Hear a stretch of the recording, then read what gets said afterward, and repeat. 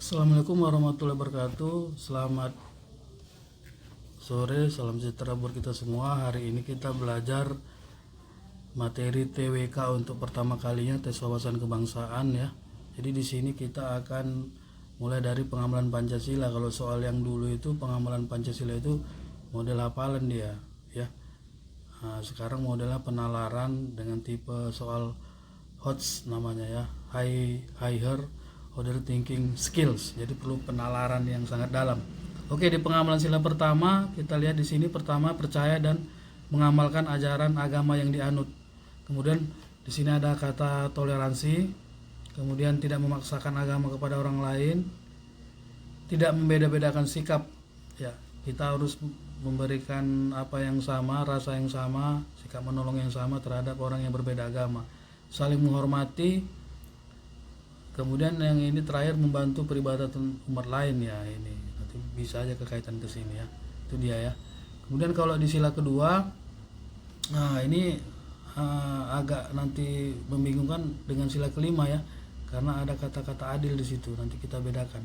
Di sini mengakui persamaan derajat hak dan kewajiban, ya artinya kita tidak membeda-bedakan berdasarkan sara ya. Sara itu suku, agama, ras, antar golongan. Senang membantu yang mengalami kesusahan. Bantuan korban bencana alam ya, misalnya bencana alam yang baru-baru terjadi, kita membantu, berarti itu sesuai dengan pengamalan sila kedua. Atau ini bisa dikatakan kegiatan kemanusiaan. Kegiatan kemanusiaan, itu dia. Kemudian mengembangkan sikap tenggang rasa, menjunjung tinggi hak asasi manusia, membantu tetangga yang sedang kesulitan, menyenguk tetangga yang sedang sakit. Ya, ini lebih ke tetangga ini yang banyak ini. Ya. Kemudian di sini bisa kita tambahkan bersaksi di pengadilan ya. Bersaksi di pengadilan itu juga masuk ya. Bersaksi di pengadilan. Kemudian Indonesia masuk PBB itu termasuk sila kedua. Indonesia masuk PBB atau masuk organisasi dalam kegiatan. Kalau PBB ini kan banyak kegiatan kemanusiaan ya, ada WHO ya, UNESCO dan lain sebagainya. Itu di sila kedua. Kemudian di sila masuk kita ke sila ketiga. Di sini ya, di sini akan ada nasionalisme ya. Akan ada nasionalisme, cinta tanah air. Iya, cinta ya, cinta tanah air. Cinta tanah air. Cinta tanah air.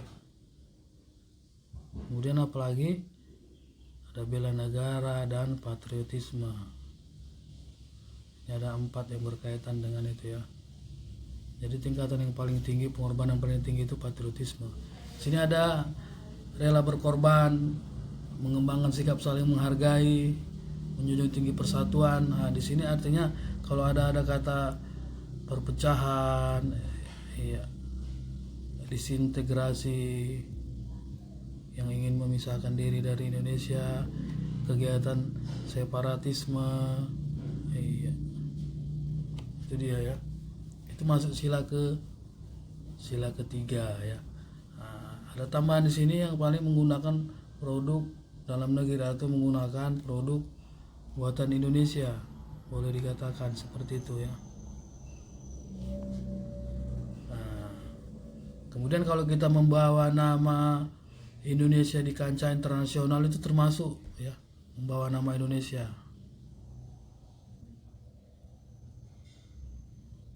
Misalnya timnas menang ya kan, melawan negara Malaysia misalnya, membawa nama Indonesia di kancah internasional. Kancah internasional.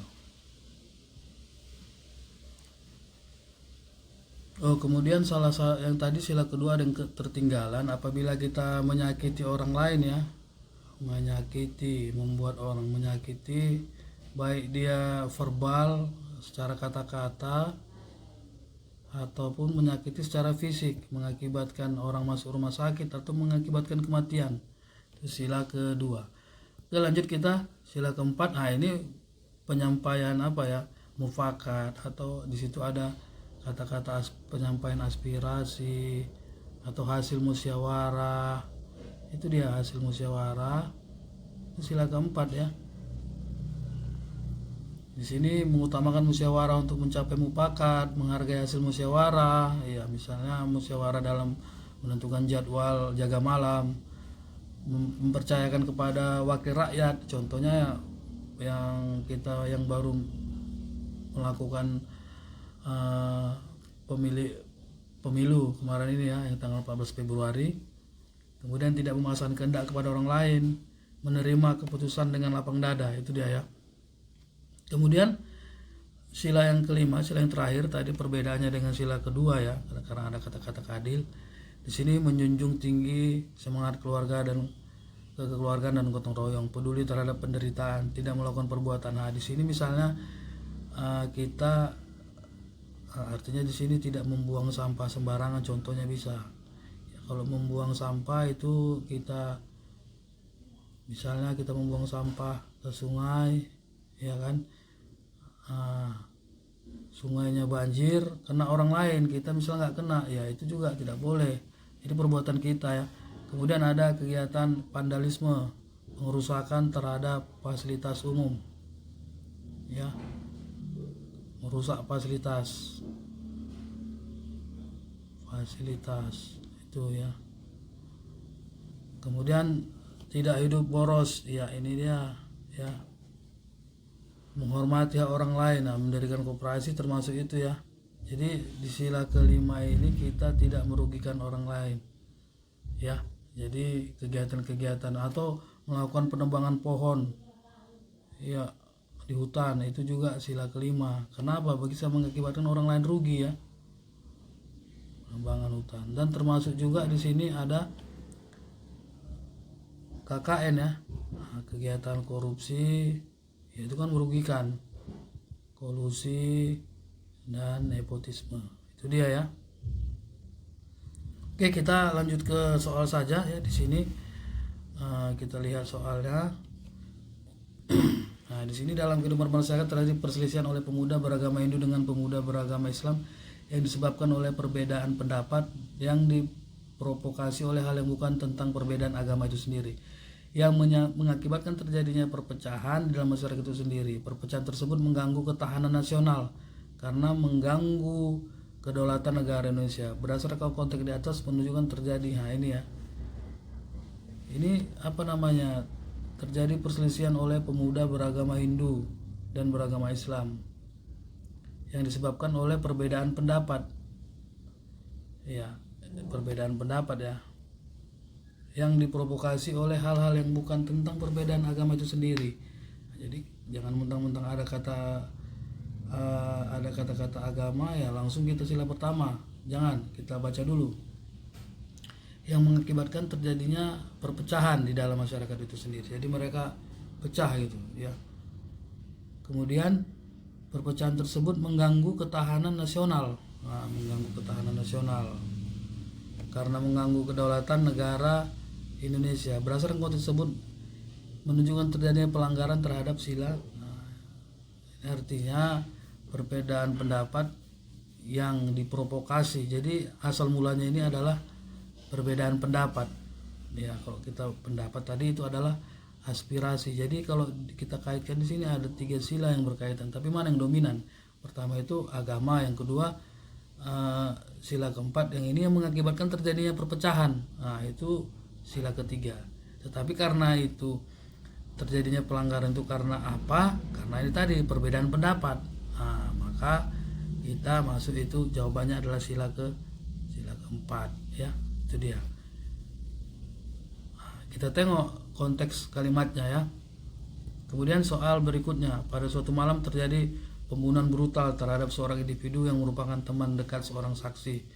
Korban ditemukan tewas dengan luka-luka yang mengarah ke kekerasan fisik. Teman korban ini sebagai saksi kunci memutuskan untuk memberikan kesaksian yang jujur dan berani. Ya, dia memberikan kesaksian dalam upaya membela hak teman korban dan memastikan keadilan terpenuhi.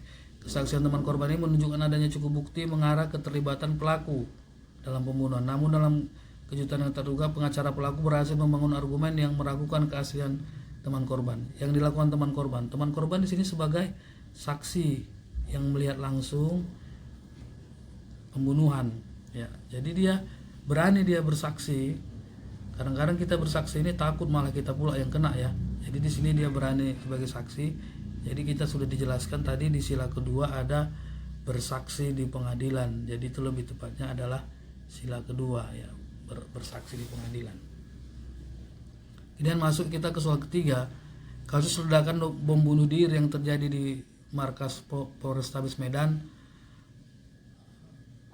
Sumatera Utara. Yaitu pelaku 1 orang menggunakan jaket online, sebanyak 6 orang mengalami luka-luka. Iya, 6 orang luka-luka termasuk 5 anggota polisi dan 1. Kejadian ini merupakan penyimpangan terhadap ya, ini mengakibatkan orang terluka, itu tadi saya yang abang bilang ya, atau memang kematian. Ini yang menyakiti secara fisik ya, itu masuk sila kedua. Oke, soal selanjutnya di sini, dalam suatu debat politik seorang kandidat mengeluarkan pernyataan yang mengandung sara ya, dengan tujuan untuk mempengaruhi pendapat publik, menciptakan perpecahan dalam masyarakat. Tindakan ini melanggar salah satu dalam Pancasila, pelanggaran tersebut daripada sila iya. Jadi di acara debat seorang kandidat mengeluarkan pernyataan ya, atau ya pernyataan mengandung sara yang mengakibatkan dengan tujuan mempengaruhi pendapat publik ya, dia dan menciptakan perpecahan dalam masyarakat. Nah, ini ya. Jadi perkataannya itu membuat perpecahan. Nah, ini ketika kita kaitkan, di sini ada suku, agama, ras ya, dengan tujuan mempengaruhi pendapat publik ya. Dia mau mempengaruhi pendapat masyarakat, pemikiran masyarakat untuk menciptakan perpecahan. Jadi dia intinya sini adalah menciptakan perpecahan. Ya, artinya di sini ada disintegrasi ya. Ya. Jadi ini lebih cocoknya sila ketiga itu ya. Oke, lanjut ke soal berikutnya. Peran Indonesia dalam membantu negara tertentu yang mengalami konflik membuat hubungan bilateral dan multilateral untuk memutuskan permasalahan dunia. Nah, ini tadi kita langsung lihat ini kasusnya seperti Indonesia masuk PBB. Iya, itu di sila keberapa? Iya, masuk organisasi PBB untuk kegiatan kemanusiaan, maka dia sila kedua. Oke, lanjut soal nomor 6. Di sini mengakibatkan banyak terdampak sebuah lembaga kemanusiaan memutuskan untuk mendistribusikan sembako kepada masyarakat yang membutuhkan. Namun dalam proses pembagian itu terungkap adanya ketidakadilan dan ketidakmerataan dalam tim kemanusiaan yang pemotongan pengalihan sembako. Wah, ini bahaya ini ya. Jadi kalau kegiatan membantu bencana alamnya ini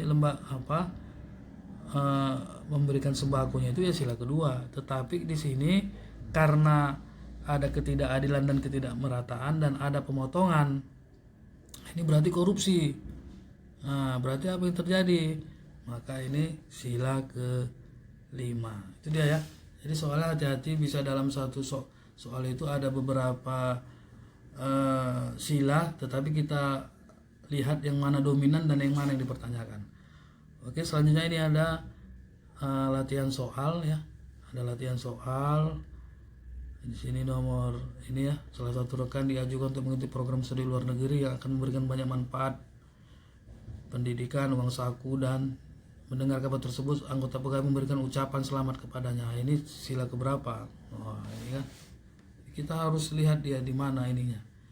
Oke, nanti dijawab di YouTube Eka Adilea Course ya, yang merupakan bimbel offline dan online dalam ujian CPNS dan sekolah kedinasan. Semangat belajar. Assalamualaikum warahmatullahi wabarakatuh.